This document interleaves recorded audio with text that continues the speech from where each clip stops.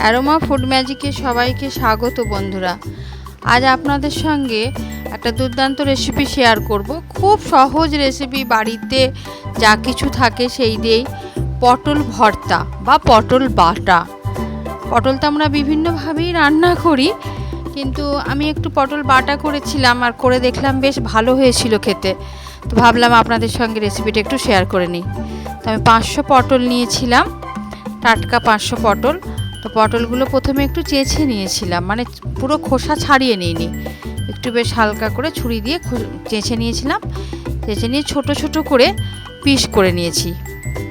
তো এই পটল বাটা কিন্তু খেতে বেশ গরম ভাতে দারুণ লাগে, মানে পটল ভাটা দিয়ে পুরো ভাতটাই খাওয়া হয়ে যায়, অন্য কিছু আর লাগেই না। তো অবশ্যই রান্নাটা করবেন বন্ধুরা, করলে কেমন হলো কমেন্ট বক্সে কিন্তু কমেন্ট করতে ভুলবেন না। পটল বাটার জন্য বাড়িতে যা কিছু মানে নর্মাল যা আমাদের বাড়িতে থাকে উপকরণ, খুব সহজ রেসিপি, খুব তাড়াতাড়ি হয়েও যায়, চটজলদি রান্না, আর খেতে খুব ভালো হয়।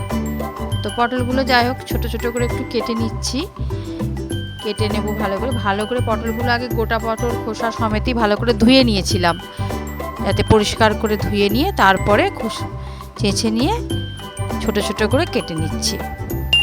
সব পটলগুলো একটা একটা করে এইভাবে কেটে নিলাম। কাটা হয়ে যাওয়ার পরও আমি আর একবার ধুয়ে নিয়েছি ভালো করে।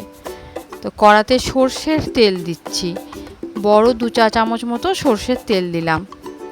সর্ষের তেলটা বেশ একটু গরম হলে দুটো বড় সাইজের পেঁয়াজকে পাতলা করে কেটে রেখেছিলাম, পেঁয়াজটা একটু হালকা করে একটু ভেজে নেব। হালকা করে বেশ যখন ভাজা ভাজা হয়ে যাবে, এই ভাজা পেঁয়াজের সঙ্গেই যে পটলটা কেটে রেখেছিলাম এই পটলটা দিয়ে দেবো। এই পটল আর পেঁয়াজ আর একবার একটু হালকা করে বেশ কড়াতে নেড়ে চেড়ে নেব, খুব কড়া করে ভাজবো না, হালকা করে পটলটা একটু পেঁয়াজের সঙ্গে ভেজে নিচ্ছি। একটু নুন দেব পরিমাণ মতো, আমি 1/2 চা চামচ নুন দিলাম, আপনি স্বাদ মতো নুন দেবেন। নুন দিয়ে একটু নেড়ে নিয়ে ভালো করে এরপর আস্তে আস্তে একটু, খুব বেশি মশলা লাগে না, এটা খুব সাধারণ রান্না, খুব বেশি মশলাও লাগে না, অথচ খেতে ভালো হয়। 1/2 চা চামচ হলুদ দিচ্ছি, হলুদ দিয়ে ভালো করে বেশ নুন হলুদ দিয়ে একটু নেড়ে নিচ্ছি।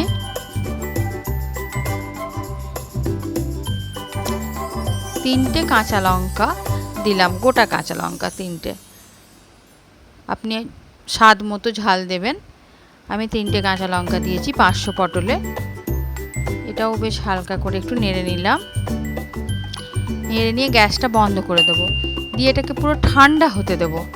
একটু বেশ ঠান্ডা হবে, যখন ঠান্ডা হয়ে যাবে তারপর আমি এটা বেটে নেব।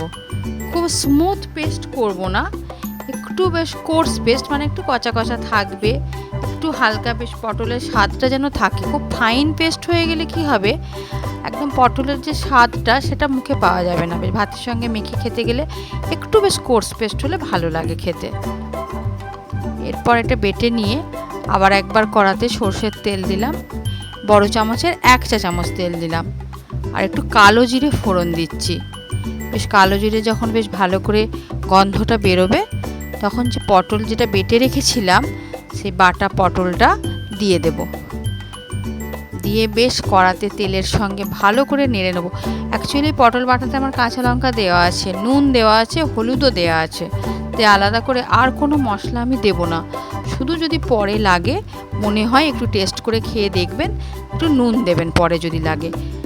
আর কেউ যদি চিনি দিতে চান সেটা অপশনাল, চিনি যার পছন্দ হবে মনে করলে একটু চিনি দেবেন, আমি কোনো রকম চিনি ইউজ করিনি।